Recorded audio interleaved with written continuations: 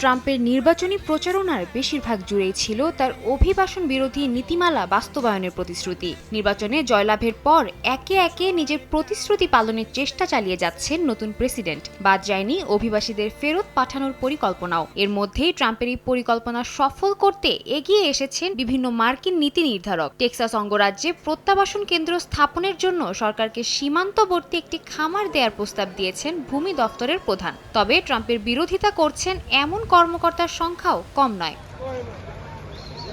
এদিকে ট্রাম্পের প্রণীত এই নীতিমালা অগ্রাহ্য করে যুক্তরাষ্ট্রের উদ্দেশ্যে যাত্রা অব্যাহত রেখেছেন মেক্সিকোতে বসবাসরত অভিবাসন প্রত্যাশীরা। 5 নভেম্বর দলবদ্ধভাবে যাত্রা শুরুর পর বিরূপ আবহাওয়ার জন্য দেশটির দক্ষিণাঞ্চলের ওয়াক্সাকা অঞ্চলে আশ্রয় নেন তারা। অভিবাসন প্রত্যাশীদের দাবি, ট্রাম্পের নীতিমালার তোয়াক্কা করেন না তারা। এমনকি অভিবাসন প্রত্যাশীদের জেলে আটকে রাখার সিদ্ধান্তের তীব্র নিন্দা জানান তারা।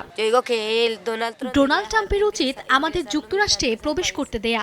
আমাদের অবস্থা দেখুন, কি অবস্থায় আমাদের যাত্রা চলছে। তারপরও তিনি আমাদের জেলে পড়তে চান। যারা মুক্তভাবে চলাফেরা করতে পারছে তারা আমাদের অবস্থা বুঝবে না। এর আগে অবৈধ অভিবাসীদের আটকাতে CBP-1 অ্যাপের মাধ্যমে রেজিস্ট্রেশনের ব্যবস্থা করে বাইডেন প্রশাসন। এতে দেশে বেআইনি পন্থায় প্রবেশকারীদের সংখ্যা অর্ধেকেরও বেশি কমে গেছে বলে জানায় কর্তৃপক্ষ। ট্রাম্প হোয়াইট হাউসে ফেরার পর এই আইন বহাল রাখবেন কিনা সে বিষয়ে উদ্বেগ জানিয়েছেন অভিবাসন প্রত্যাশীরা। সাদিয়া তাসনিম, সময় সংবাদ।